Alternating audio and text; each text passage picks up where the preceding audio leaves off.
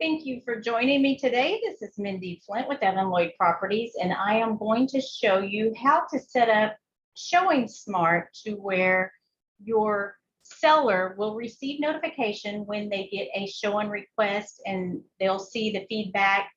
If you set this up on automation, you won't have to worry about updating the seller every time a appointment is made or feedback is given.